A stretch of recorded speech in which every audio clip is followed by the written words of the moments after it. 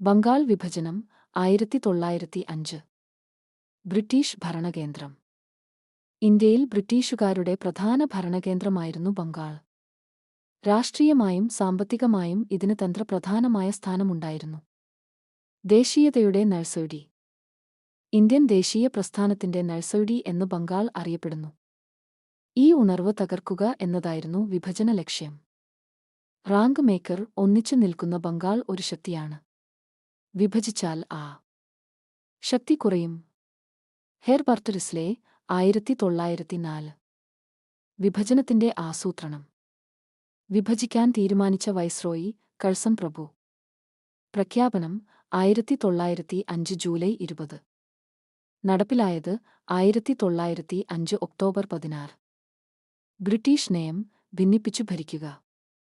Viceroy വസ്തുസ്ഥിത വിഭജനം നിലവിൽ വരുമ്പോൾ ഇന്ത്യയിലെ വൈസ്രോയി മിന്റോ രണ്ടാമൻ പ്രഭുവായിരുന്നു.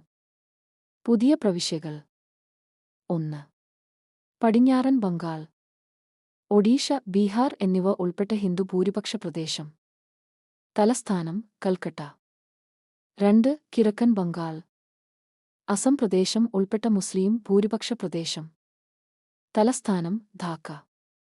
ടാഗോറും പ്രതിരോധവും. ഐക്യത്തിന്റെ സന്ദേശവുമായി ടാഗോർ ഒക്ടോബർ 16 രക്ഷാബന്ധൻ ദിനമായി ആചരിക്കാൻ ആഹ്വാനം ചെയ്തു.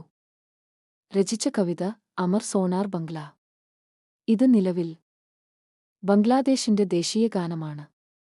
ഇന്ത്യൻ സ്വാതന്ത്ര്യ സമരത്തിലേക്ക് പ്രവേശിക്കാൻ അരബിന്ദ ഘോഷിനെ പ്രേരിപ്പിച്ചത് ബംഗാൾ വിഭജനമാണ്. പ്രമുഖരുടെ പ്രതികരണങ്ങൾ. ഹിന്ദു-മുസ്ലിം ഐക്യത്തിന്മേൽ പതിച്ച ബോംബെൽ ആണ് ബംഗാൾ വിഭജനം. സുരേന്ദ്രനാഥ ബാനർജി.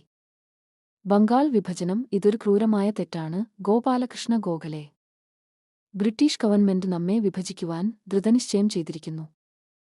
എങ്കിലും നമ്മുടെ ഹൃദയങ്ങളെ വേർപെടുത്തുവാൻ അവർക്കാവില്ല. രബീന്ദ്രനാഥ ടാഗോർ. പശ്ചിമ ബംഗാളും പൂർവ്വ ബംഗാളും ഒരു ഹൃദയത്തിന്റെ 2 അറകളാണ്. ഗംഗയും ബ്രഹ്മപുത്രയും ആശ്ലേഷിക്കുന്ന മണ്ണാണിത്. ടാഗോർ. വിഭജനം റദ്ദാക്കൽ 1911. തീവ്രദേശീയതയുടെ കാലഘട്ടം. വിഭജന വിരുദ്ധ സമരങ്ങൾ ദേശീയ പ്രസ്ഥാനത്തിൽ വലിയ മാറ്റമുണ്ടാക്കി. ഇത് തീവ്രദേശീയതയുടെ തുടക്കമായി മാറി. വിഭജനം റദ്ദാക്കിയത് 1911. വൈസ്രോയി ഹാർഡിഞ്ച് രണ്ടാമൻ. Congress president B.N. ധറെ.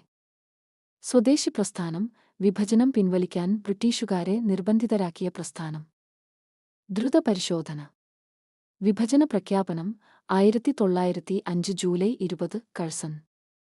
വിഭജനം നടപ്പിലായത് 1905 ഒക്ടോബർ 16 മിന്റോ രണ്ടാമൻ. രക്ഷാബന്ധൻ ഐക്യദിനമായി ടാഗോർ നിർദ്ദേശിച്ച ദിനം. വിഭജനം റദ്ദാക്കിയത് 1911 ഹാർഡിഞ്ച് രണ്ടാമൻ.